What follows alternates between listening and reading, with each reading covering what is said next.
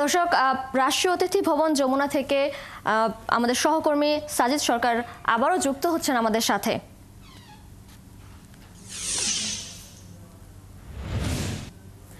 সাজিদ, আপনি তো অনেকটা সময় ধরে একদম সকাল থেকে শুরুর দিক থেকে আপনি আমাদের সাথে আছেন, উপদেষ্টাদের পুরো বিষয়টি কভার করেছেন।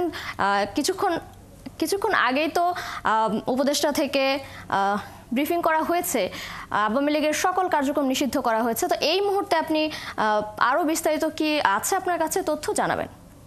দিশা, আসলে এই যে কার্যক্রমটি নিষিদ্ধের যে কার্যক্রম, সেই কার্যক্রমে বেশ কিছু শর্ত জুড়ে দিয়েই কিন্তু আসলে কার্যক্রমটি হাতে নেওয়া হচ্ছে। আপনি এর আগে দেখছিলেন সংবাদ সংযোগে সরাসরি আসলে কথা বলছিলেন ডক্টর আসিফ নজরুল, যিনি আইন উপদেষ্টা, তিনি ছিলেন, সহ একই সাথে তথ্য উপদেষ্টা ছিলেন মাহফুজ আলম এবং স্থানীয় সরকার উপদেষ্টাও ছিলেন, যারা আসলে গণমাধ্যমের সামনে বিষয়টি পরিষ্কার করে জানিয়েছেন।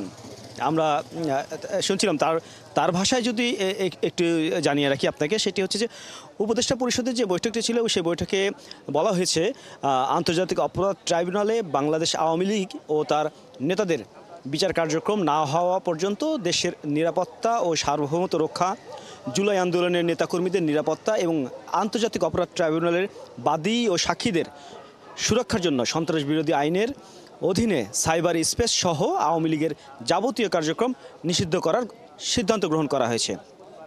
এ বিষয়ে প্রয়োজনীয় পরিপত্র পরবর্তী কার্যদিবসে তারা জারি করবেন, এটি যেমন জানানো হয়েছে। একই সাথে কিন্তু জুলাই পরিপত্র ঘোষণার যে দাবি ছিল, অর্থাৎ জুলাই যেটি কিন্তু এনসিপির পক্ষ থেকে 5ই আগস্টের পর থেকে তারা দাবি করে আসছেন, সেই দাবির বিষয়ে তারা জানিয়েছেন যে উপদেষ্টা পরিষদের বৈঠকে জুলাই ঘোষণাপত্র আগামী 30 কার্যদিবসের মধ্যে চূড়ান্ত করে প্রকাশ করার সিদ্ধান্ত গৃহীত হয়েছে। অর্থাৎ এই যে 3টি বিষয় যে দাবি উঠেছিল, সেই 3টি বিষয় নিয়েই তারা জানিয়েছেন। এই 3টি বিষয়ের মধ্যে মূলত তারা যে মূল দাবিটি করেছিল যে আওয়ামী লীগ নিষিদ্ধের দাবি, অর্থাৎ দল হিসেবে একেবারে নিষিদ্ধের দাবি।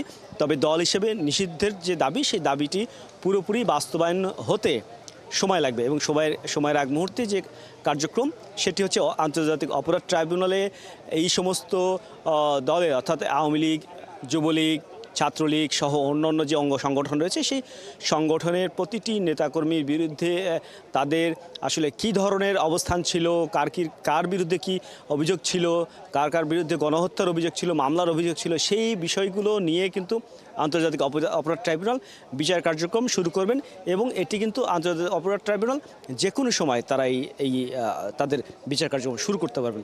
এই মোটা দাগে তাদের এই সিদ্ধান্ত, সেই সিদ্ধান্তের কথা কিন্তু আসলে জানানো হয়েছে এবং সেটি পরপরই আমরা দেখেছি প্রায় 3 ঘন্টার এই বৈঠক। সেই 3 ঘন্টার বৈঠক শেষে একেবারে 11টা বাজার ঠিক 5 মিনিট আগে আমরা দেখলাম যে প্রতিটি উপদেষ্টা বের হয়ে গেলেন এবং বের হওয়ার পরবর্তীতে কিন্তু আসলে গণমাধ্যমের সামনে জানানো হয়েছে।